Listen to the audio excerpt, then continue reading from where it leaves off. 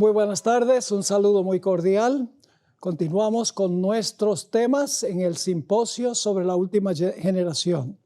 Vamos a tener una palabra de oración y entonces vamos a entrar en el tema titulado Reflexiones sobre la naturaleza humana de Cristo y lo vamos a hacer en dos partes. Oremos.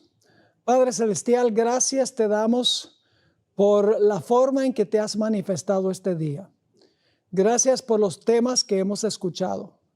Señor, queremos reflejar el carácter de Jesús. No queremos debatir estos asuntos, pero son muy importantes. Así que ayúdanos no solamente a hablar sobre esto, sino a vivirlo en nuestra vida práctica. Te lo imploramos en el nombre precioso, que es sobre todo nombre, el nombre de Jesús. Amén. Del 17 al 19 de febrero del año 2015, el Instituto de Investigación Bíblica de la Conferencia General organizó un simposio teológico en la ciudad de Medellín, Colombia. Todos los pastores, estudiantes de teología, maestros y administradores fueron invitados a asistir a este simposio. Los miembros del Instituto de Investigación Bíblica de la Conferencia General prepararon temas para resolver problemas teológicos que habían surgido para ese tiempo en la Iglesia Adventista en diferentes campos. Los organizadores del evento me pidieron a mí, como había enseñado ya 6 años en la institución, que hiciera 2 presentaciones sobre la naturaleza humana de Cristo. Así que yo acepté la invitación y viajé a la ciudad de Medellín. Pero vale notar que ellos nunca me preguntaron cuál era mi posición sobre la naturaleza de Cristo. En el simposio presenté la posición poslapsaria, es decir, Jesús tomó la naturaleza de Adán después de la transgresión. Y lo que resultó fue un terremoto, simbólicamente hablando. El tumulto ocurrió porque la vasta mayoría de los que estaban presentes creían que Jesús tomó la naturaleza de Adán antes de la transgresión. El tumulto fue tan grande que uno de los representantes del Instituto de la Conferencia General, quien por muchos años fuera el director de esa institución, tuvo que levantarse para apaciguar las aguas. Ante los 600 delegados reunidos en sesión plenaria, explicó que mi posición era una de las 2 posiciones reconocidas y aceptadas en la Iglesia Adventista por miembros y por eruditos de la Iglesia. Dijo que mi presentación fue muy buena, pero expresó que hubiera querido que otra persona presentara la otra posición sobre la naturaleza de Cristo. Recalcó que la iglesia no tiene una posición oficial sobre la naturaleza de Cristo y por lo tanto ambas posiciones eran igualmente aceptables en la iglesia. Varios días después de volver a los Estados Unidos, me llamó un miembro del Instituto de Investigación Bíblica de la Conferencia General que no había participado en el simposio y me dijo: en nuestro culto de esta mañana nos reunimos los del instituto y recibimos el informe sobre el simposio en Medellín y escuchamos que hiciste una excelente presentación. Así que hay miembros también del Instituto de Investigación Bíblica de la Conferencia General que tienen el punto de vista de que Cristo tomó la naturaleza de Adán después de la transgresión. Ahora, muchos de los detalles que voy a compartir con ustedes en este tema de esta tarde y también el siguiente tema vienen de lo que considero yo ser el mejor libro que se ha escrito sobre este asunto de la naturaleza humana de Cristo Jesús. Me refiero al libro titulado Tocado por nuestros sentimientos, una sinopsis del pensar adventista sobre la naturaleza humana de Cristo. El autor es Jan Surcher, Permítame compartir algunos detalles en cuanto al escritor, el autor de este libro. Antes de su muerte, Schurcher fue director del Departamento de Investigación Bíblica de la División Euroafricana y también fue secretario de la misma institución. Sirvió como profesor de teología en muchas universidades de la Iglesia Adventista en diferentes países. Su libro que mencioné fue publicado por la Review and Herald, una casa editora oficial de la Iglesia Adventista, en 1999, lo cual significa que no se consideraba que el libro fuera herético. Es un estudio histórico y teológico que traza cómo cambió la cristología adventista a través de los años, particularmente en las décadas de los 50 y los 60. Este hombre también escribió otro libro que se llama La naturaleza y el destino del hombre.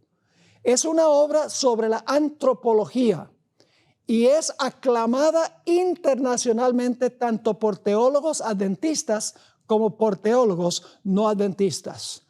Es una persona autorizada sobre este particular tema de la naturaleza humana de Cristo. Ahora, cuando hablamos de cristología, tenemos que hablar de otras doctrinas que quedan impactadas por nuestro concepto de la naturaleza de Cristo. Ligada con esta doctrina de la naturaleza de Cristo está la soteriología, la doctrina de la salvación, la antropología y también la escatología, que es lo que nosotros estamos tratando aquí específicamente. Ahora quiero formular algunas preguntas muy importantes y luego en el resto de este tema y en el siguiente tema vamos a procurar responder estas preguntas. Aquí vienen, son varias. ¿Qué es una naturaleza pecaminosa? ¿Y qué es una naturaleza no pecaminosa? Siguiente pregunta, ¿es pecado tener una naturaleza pecaminosa? ¿O es el pecado permitir que la naturaleza pecaminosa se exprese en acciones pecaminosas, pensamientos y palabras pecaminosos? Otra pregunta, ¿en qué difiere el concepto católico del pecado original del concepto adventista de heredar una naturaleza pecaminosa? Otra pregunta, todos concordamos que Jesús es 100% Dios y 100% hombre, pero la pregunta clave es esta. ¿Qué clase de humanidad tomó Jesús cuando vino a esta tierra? ¿Fue la naturaleza de Adán antes de la transgresión de Adán o fue la naturaleza de Adán después de su transgresión? Y una pregunta adicional, ¿será posible que hay una tercera opción que posiblemente no hemos considerado muy seriamente? De eso hablaremos en la próxima presentación. Otra pregunta, ¿qué quiso decir la hermana White cuando afirmó que la naturaleza humana de Jesús no tenía propensiones hacia el pecado? Las palabras en inglés son evil propensities. Ella dice que Jesús no tenía evil propensities, que en español es propensiones hacia el pecado. Otra pregunta, ¿es posible vivir sin pecar aunque tengamos una naturaleza pecaminosa? Aquí hay otra más. ¿Es justo que Jesús nos pida que sigamos su ejemplo si tuvo una naturaleza humana diferente o superior a la nuestra? Aquí hay otra. ¿Tendrá Dios al final de la historia un pueblo que vencerá por completo el pecado en acción, palabra y pensamiento, aún teniendo la carne pecaminosa?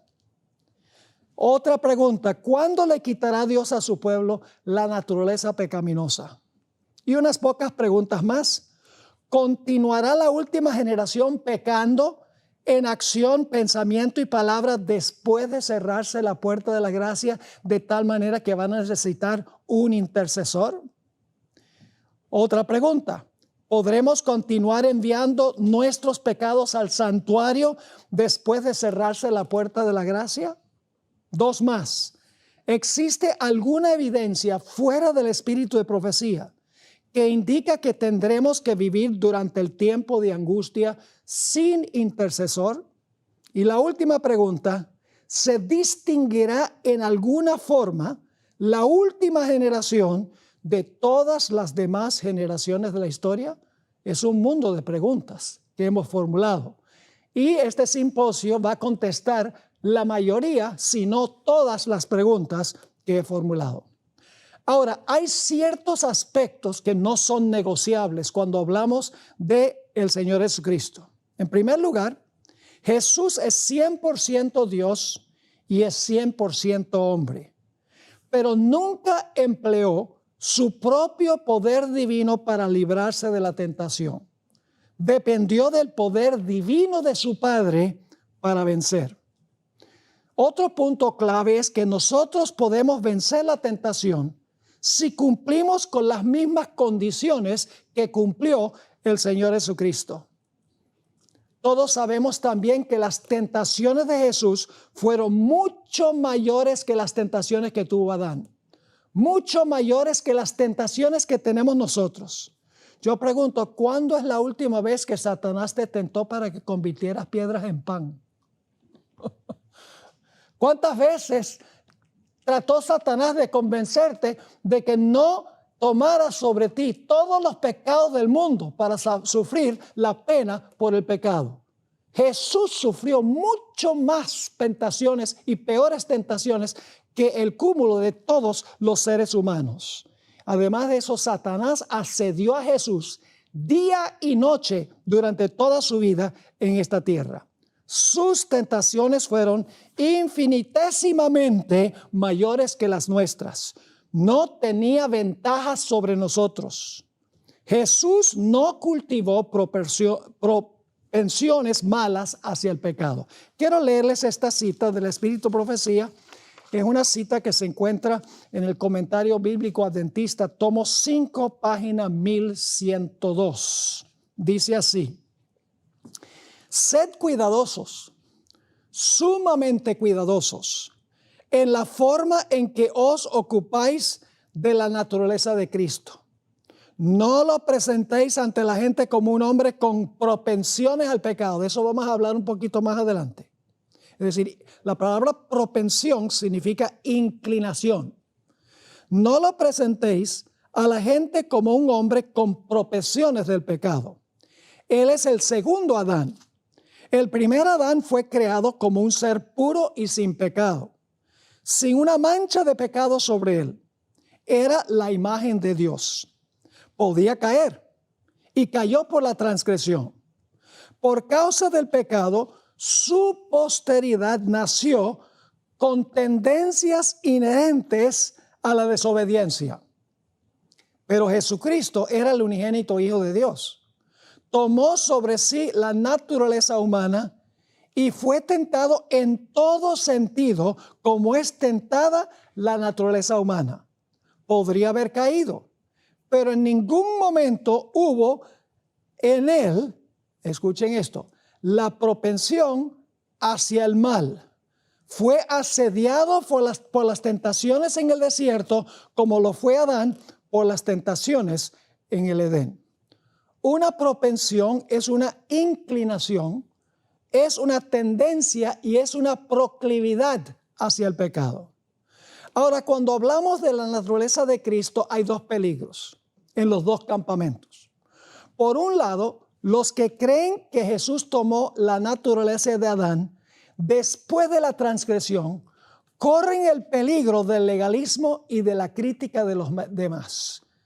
Debemos recordar que mientras más santa es una persona a la vista de Dios, más insanta, si es que existe la palabra, la persona se considera en sí misma.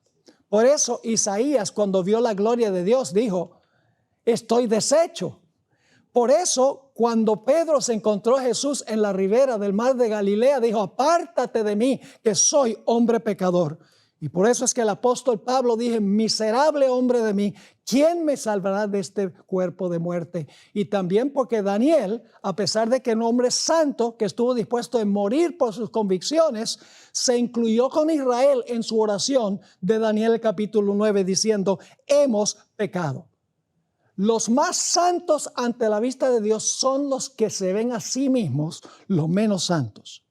Ahora, hay un peligro por el otro lado también. Para los que creen que Jesús tomó la naturaleza de Adán antes de la transgresión.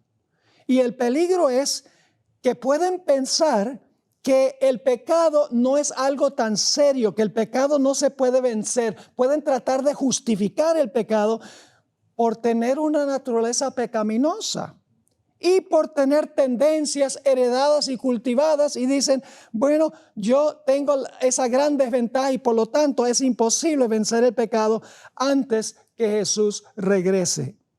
Los que dicen que no es posible vencer el pecado en carne pecaminosa, no están diciendo que la carne es débil.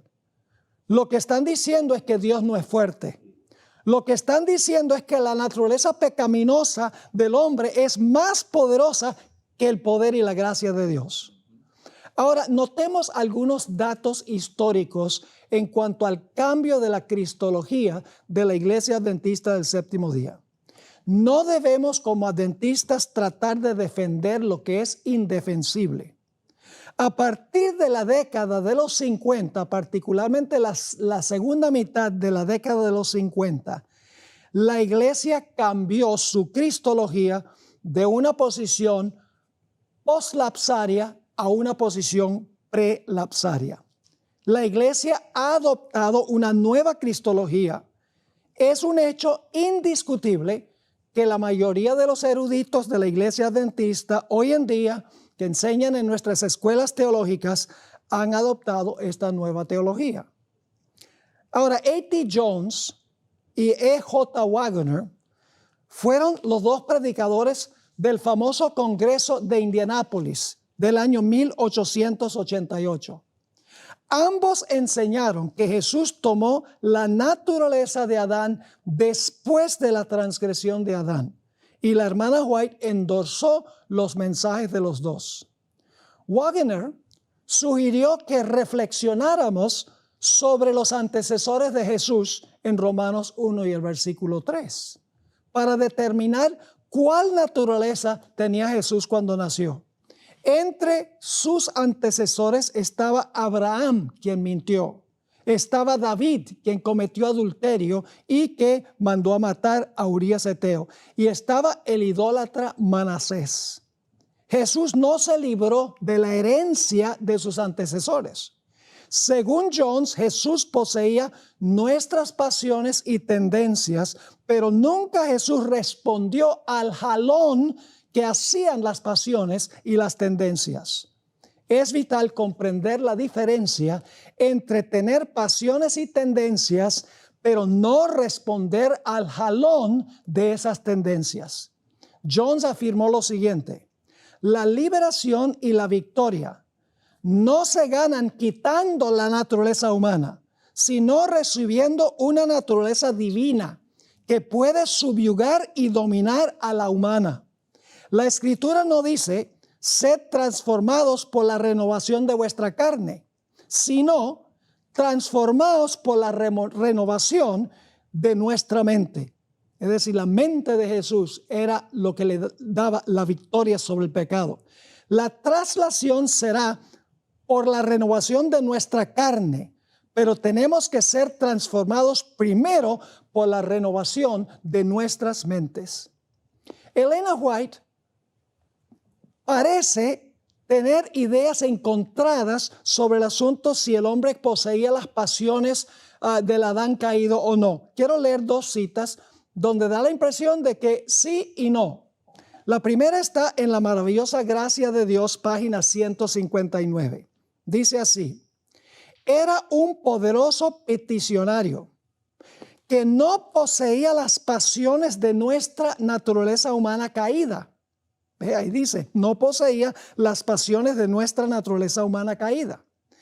pero estaba asediado por flaquezas semejantes, tentado en todo sentido como nosotros.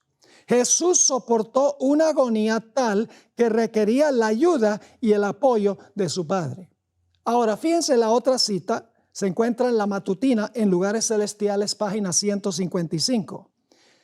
Dice, aunque él sentía toda la fuerza de la pasión de la humanidad, ahora escuchen, aquí viene la clave, nunca cedió a la tentación. Así que no hay contradicción entre las dos citas. No poseía las pasiones en sentido de que, en el sentido de que nunca cedió a la tentación de hacer un solo acto que no fuera puro, elevador y ennoblecedor. Jones continuó con las siguientes palabras. La carne de Jesucristo fue nuestra carne y en ella estaba todo lo que está en nuestra carne.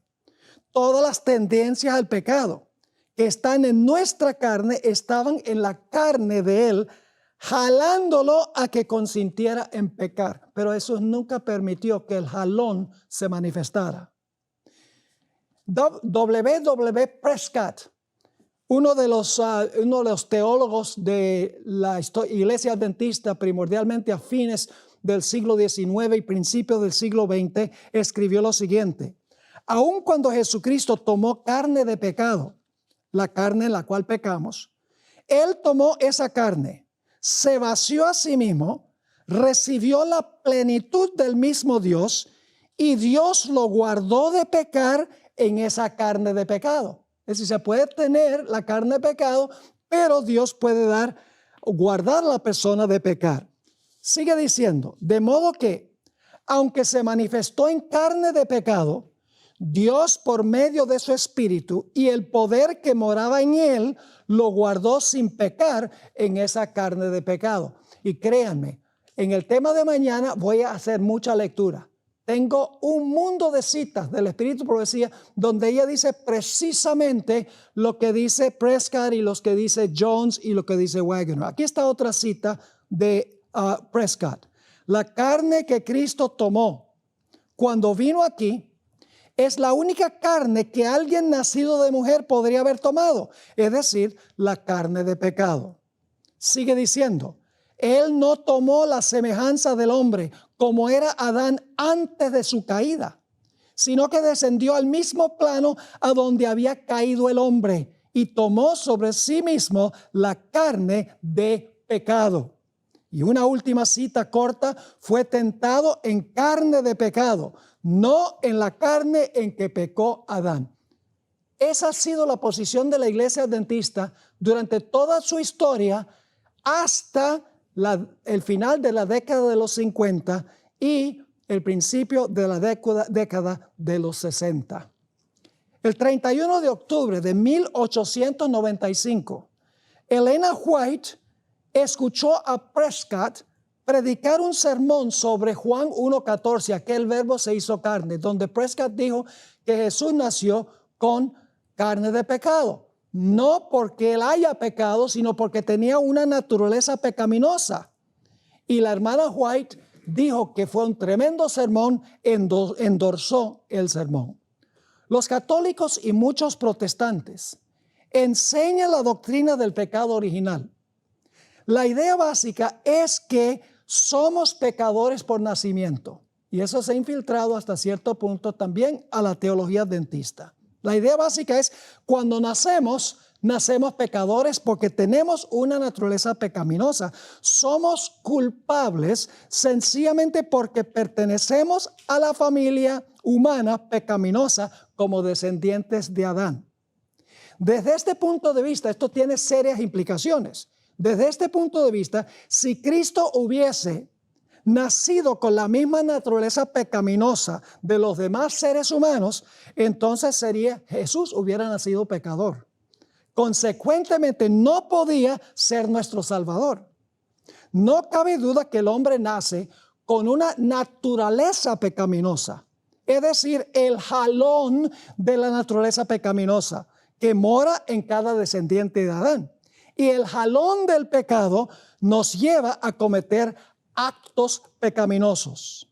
El apóstol Pablo usó las siguientes descripciones para hacernos entender la naturaleza pecaminosa. Se refirió a la naturaleza pecaminosa como los deseos de la carne, la ley del pecado que mora en nuestros miembros. Los deseos de nuestra naturaleza pecaminosa son expresiones que el apóstol Pablo usa para describir el jalón hacia el pecado que tiene nuestra naturaleza pecaminosa. Estas expresiones, escuchen bien, no se refieren a actos de pecado, sino sencillamente a las tendencias o inclinaciones de la carne que nos instan a cometer pecados. Pero estas inclinaciones naturales hacia la desobediencia solo llegan a ser pecaminosos cuando cedemos a los deseos de la naturaleza pecaminosa. Vamos a anotar Santiago el capítulo 1 y los versículos 14 y 15. Santiago 1 y el versículo 14 y el versículo 15. Aquí nos describe el proceso. Noten el proceso que tenemos aquí. Cuando alguno es tentado, no diga que es tentado de parte de Dios. Así que el primer paso es la tentación. Cuando alguno es tentado, no diga que es tentado de parte de Dios. Porque Dios no puede ser tentado por el mal, ni Él tienta a nadie. Así que el primer paso es la tentación. Sino que cada uno es tentado cuando de su propia concupiscencia, eso es el jalón de la naturaleza pecaminosa, cuando su propia concupiscencia es atraído y seducido. Es decir, la naturaleza pecaminosa nos da el jalón para pecar. Versículo 15. Entonces la concupiscencia, es decir, el jalón de la naturaleza pecaminosa a la cual respondemos, después que ha concebido, da a luz el pecado. Ahora entonces la naturaleza pecaminosa da el jalón, respondemos al jalón y cometemos el pecado. Y luego dice, y el pecado siendo consumado da a luz la muerte. ¿Qué es pecado? El pecado es escoger desobedecer a sabiendas la voluntad de Dios en pensamiento, motivo, intención, palabra o acción. El pecado es ejercer nuestra naturaleza caída en oposición a la voluntad de Dios. Si el pecado no es asunto de nuestra naturaleza, sino de nuestra elección, entonces Cristo podría haber, esto es muy importante, Cristo podría haber heredado nuestra naturaleza pecaminosa sin convertirse en pecador. Jesús permaneció para siempre sin pecado, porque el mismo instante que llegaba la tentación, escogió obedecer a Dios y nunca permitía que la naturaleza pecaminosa le hiciera el jalón y controlara sus elecciones. Su herencia fue la misma que la nuestra, pero sus elecciones fueron diferentes. No respondió nunca al jalón, podríamos decir, de la naturaleza pecaminosa. En realidad, hermanos y hermanas, este asunto de la naturaleza de Cristo, todo se reduce a un punto y es cuál es nuestra definición del pecado. Cuando tenemos la definición correcta del pecado, el asunto de la naturaleza de Cristo se resuelve. ¿Creemos nosotros que el pecado es tener una naturaleza pecaminosa o es permitir que la naturaleza pecaminosa se manifieste en acciones pecaminosas? La Iglesia Adventista siempre creyó que la forma en que el pecado se manifiesta es cuando se transgrede la ley, que no es pecado tener una naturaleza que es pecaminosa, pero con el transcurso del tiempo se ha cambiado el punto de vista y se cree que tener una naturaleza pecaminosa es pecado. La Biblia nos dice qué es el pecado. Algunos dicen el pecado es separación de Dios. No, el pecado no es separación de Dios. El pecado, la separación de Dios es la consecuencia del pecado. La hermana White dice que hay una sola definición en la Biblia del pecado. Dice, la única definición está en 1 Juan 3:4, donde dice, el pecado es ¿qué cosa? Transgresión de la ley. Así de sencillo es. Noten algunas citas del Espíritu de Profecía sobre este particular. Mente, carácter y personalidad, tomo 2, página 447. Hay pensamientos y sentimientos sugeridos y fomentados por Satanás, que molestan aún a los mejores hombres.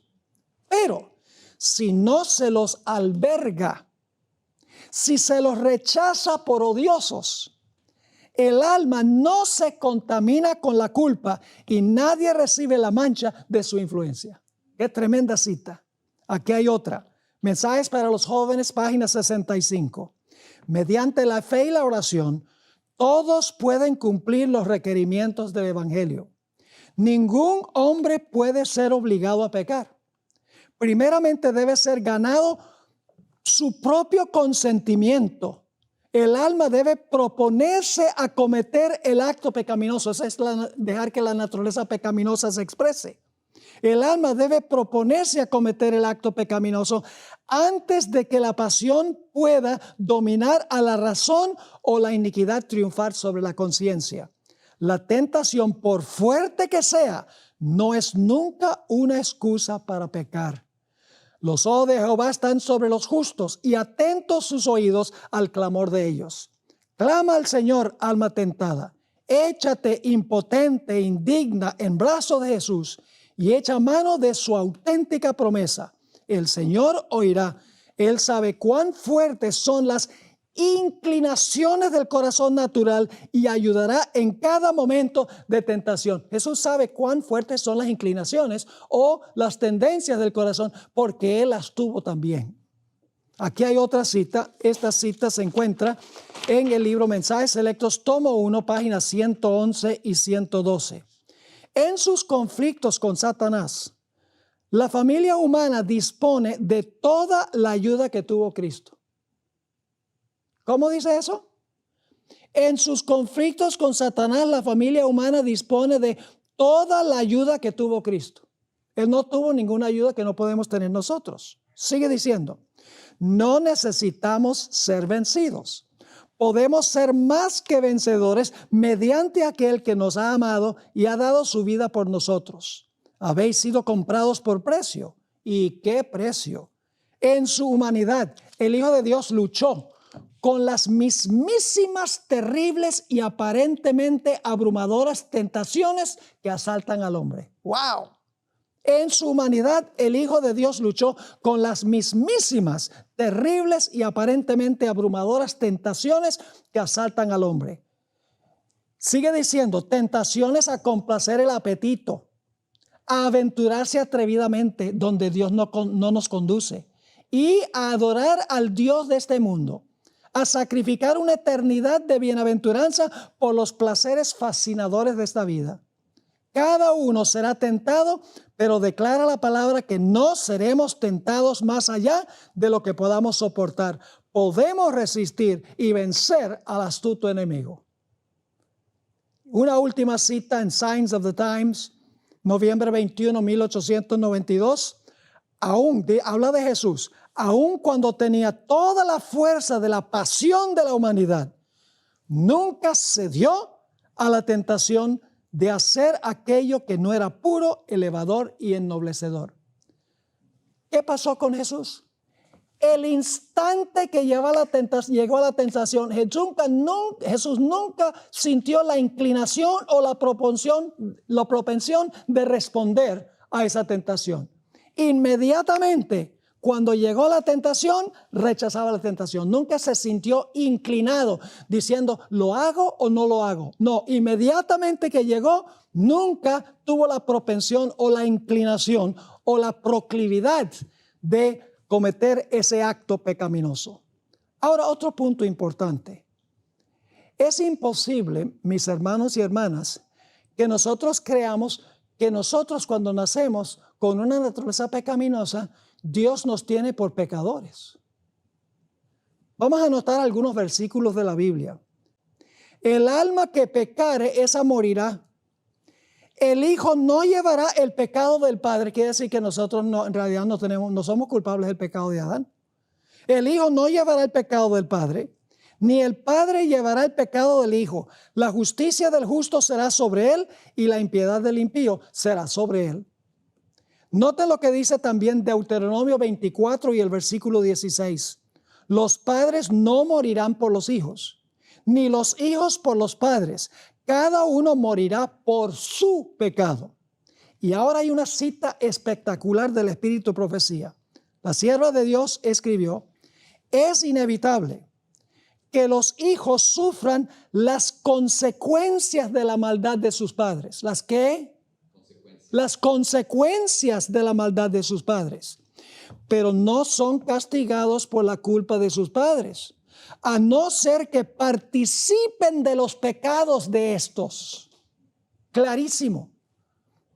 Por eso la hermana White dice que hay algunos bebés que los ángeles van a tomar en sus brazos y se los van a entregar a sus madres en la resurrección. Sigue diciendo: sin embargo, generalmente los hijos siguen los pasos de sus padres por la herencia y por el ejemplo, es decir, por la herencia y por cultivar. Por la herencia y por el ejemplo, los hijos llegan a ser participantes de los pecados de sus progenitores, las malas inclinaciones, el apetito pervertido, la moralidad depravada, además de las enfermedades y la degeneración física, se transmiten como un legado de padres a hijos hasta la tercera y cuarta generación. Pero los hijos no se convierten en pecadores hasta que practican los pecados de los padres. Ahora, lo triste es que en la iglesia adventista hubo un cambio, como yo mencioné, a fines de los años 40, principios de 50, continuó hasta la década de los 60, cambió su cristología. Se cree que el lugar a donde en realidad abiertamente comenzó este proceso fue cuando se cambió una nota en el libro que en español se llama Las Hermosas Enseñanzas de la Biblia, en inglés Bible Readings for the Home Circle. En la versión de 1947, hasta el año yendo hacia atrás, hasta el año 1914, todas las ediciones de este libro tenían, como yo voy a leer ahora. Es la sección 4, el título es Una vida sin pecado, y es la pregunta número 6. Y la pregunta es: ¿cuán plenamente compartió Jesús nuestra común humanidad? Esto es lo que se encuentra en la edición de 1947 y todas las ediciones hacia atrás hasta el año 1914. Fíjense qué claro. En su humanidad, Cristo participó de nuestra naturaleza pecaminosa caída. ¿Cómo?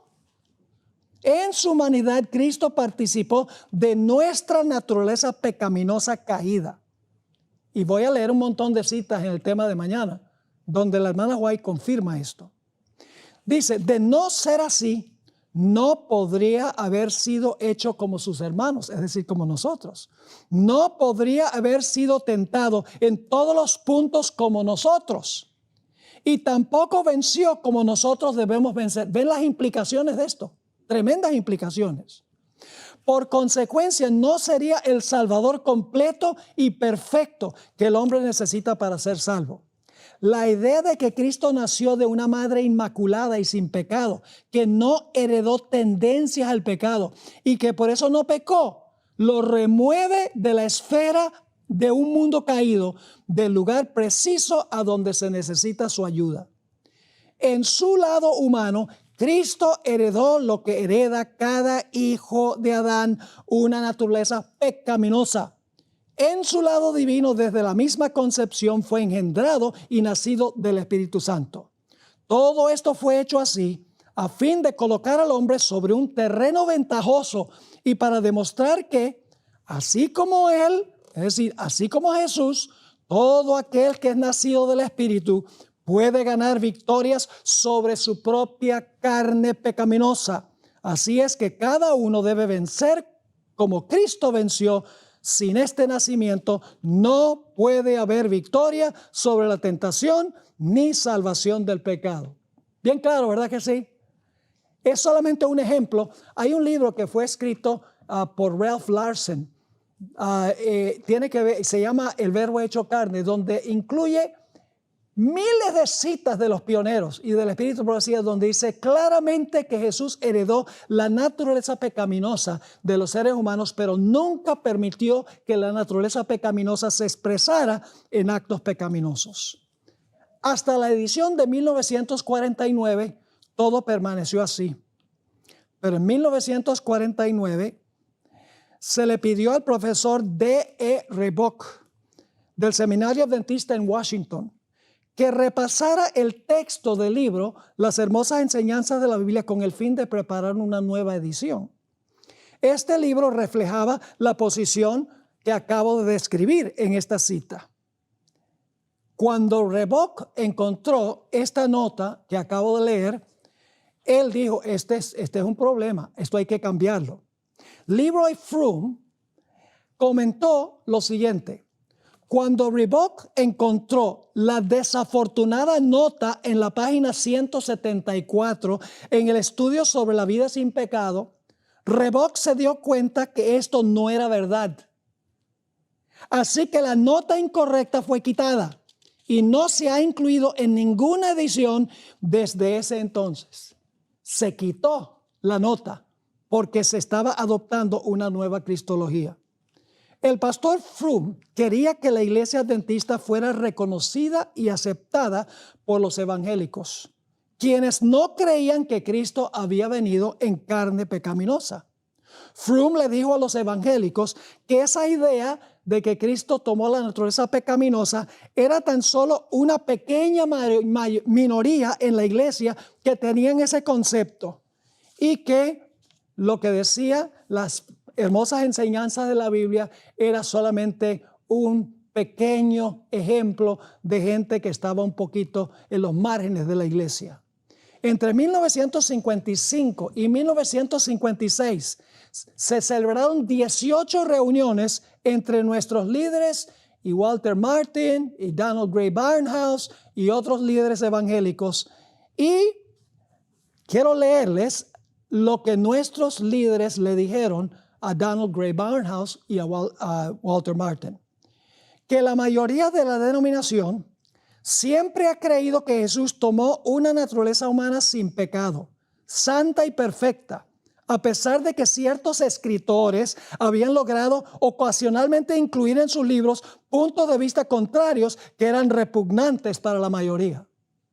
Eso es históricamente completamente incorrecto, porque si leen el libro de Ralph Larson, es un libro grande, tendrá que 200, 300 páginas, donde tiene cita tras cita tras cita, yendo hasta la época antes de Elena G. de White, continuando hasta 1949, donde los pioneros dijeron que Jesús tomó la naturaleza pecaminosa de Adán. Según Donald Grey Barnhouse, y dicho sea de paso, ahora ese hombre murió hace mucho tiempo, era pastor de una iglesia presbiteriana bien grande en la ciudad de Filadelfia. Hoy en día en Family Radio, en la noche, transmiten sermones de Donald Grey Barnhouse, aunque murió hace muchísimos años. Según Donald Grey Barnhouse, los representantes de la iglesia adventista le habían dicho a Walter Martin lo siguiente: tenemos en nuestro medio ciertos miembros de un margen lunático, de la misma manera como hay gente irresponsable de ojos desorbitados en cada campo del cristianismo fundamental. Es decir, los que enseñaban la idea de que Cristo tomó la naturaleza pecaminosa del hombre, esos eran personas con ojos desorbitados y eran miembros del margen lunático de la iglesia. En el libro Questions and Doctrine, que es el libro más conflictivo en la historia de la iglesia adventista, Froom incluyó solo citas que parecían apoyar su punto de vista. Ignoró citas que abiertamente condenaban su punto de vista. Sacó citas de su contexto, citó solo partes de citas y le puso subtítulos a sus libros que daba una impresión equivocada a los líderes evangélicos, y el resultado fue que Walter Martin escribió un libro titulado The Truth About Seventh-day Adventism, donde dijo: los adventistas ya no son un culto, ya no son una secta, son miembros de la comunidad cristiana en general.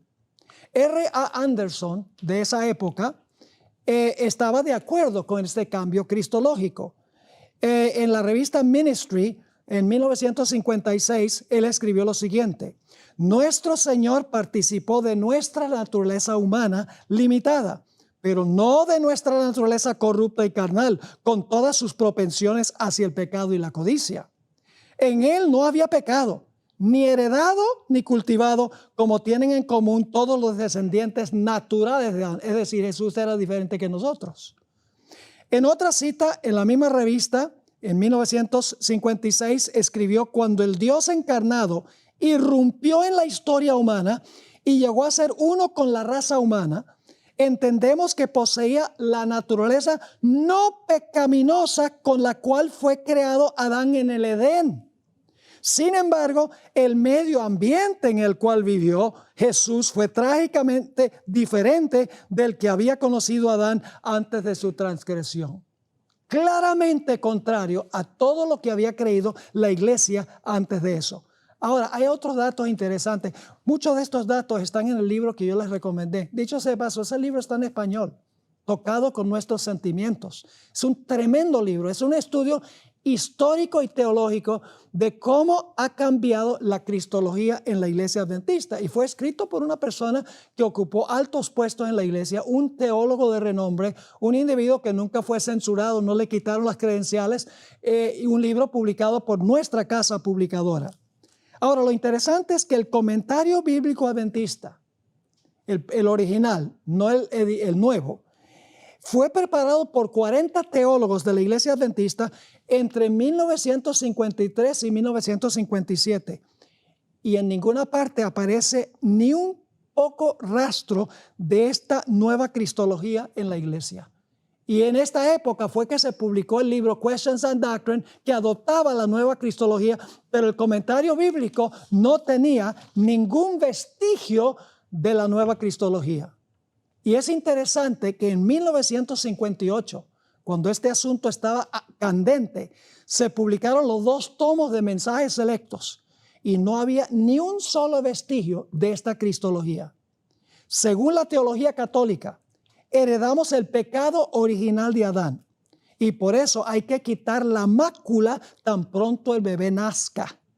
Para nosotros heredamos las consecuencias del pecado de Adán, su naturaleza pecaminosa, pero Dios no nos considera culpables del pecado hasta que escojamos pecar, hasta que hayamos llegado a la edad de la razón, cuando abiertamente y conociendo vamos en contra de la voluntad de Dios.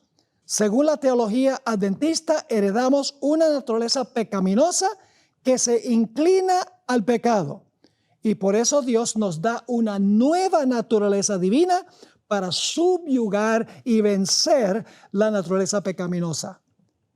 Es obvio que mientras más cedemos a los deseos de la naturaleza pecaminosa, más fuerte se vuelve esa naturaleza. La naturaleza que alimentamos será la que será más fuerte. Ahora vamos al comienzo de la historia. Vamos a hablar de Adán y Eva. Escuchen bien, Jesús no nació con la naturaleza de Adán inmediatamente después que Adán cayó. Jesús recibió la naturaleza, ¿cómo diríamos? La naturaleza regenerada de Adán. Porque cuando Adán pecó y cuando Eva pecó, en realidad ellos no estaban arrepentidos de lo que habían hecho. Ustedes miran, cuando Dios viene y le dice a Adán, ¿qué fue lo que hiciste? Adán dice, la mujer que me diste. ¿Saben cuál es la mayor señal de que una persona no está arrepentida? El hecho de que le echa la culpa a los demás por lo que hizo. Cuando dice, sí, yo lo hice, pero. Cuando viene el pero, la persona no está arrepentida, porque está tratando de culpar a otro por lo que esa persona hizo. Y así que Adán dice, la mujer que me diste, me dio y yo comí. Y la mujer dice, la serpiente que tú hiciste. Si tú no haces esa serpiente, yo no peco. Están echando la culpa a Dios y Adán le está echando la culpa a Dios y a Eva. A Dios por haberle dado a Eva. ¿Cuándo fue que Adán tuvo su momento de conversión? Ustedes saben cuándo fue. Leo de Patriarcas y Profetas, página 48.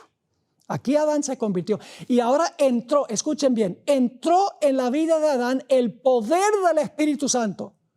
Se regeneró su naturaleza humana, en otras palabras. Entró el Espíritu Santo a su vida y ahora Adán, el Adán caído, sí podía vencer el pecado. Noten lo que dice esta cita.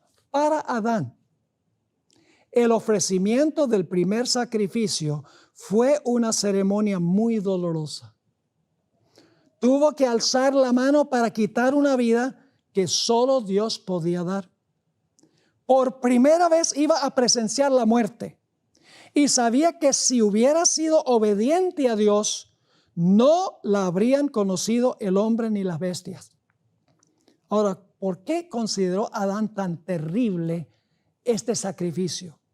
Escuchen, mientras mataba a la inocente víctima, temblaba al pensar que su pecado haría derramar la sangre del Cordero Inmaculado de Dios.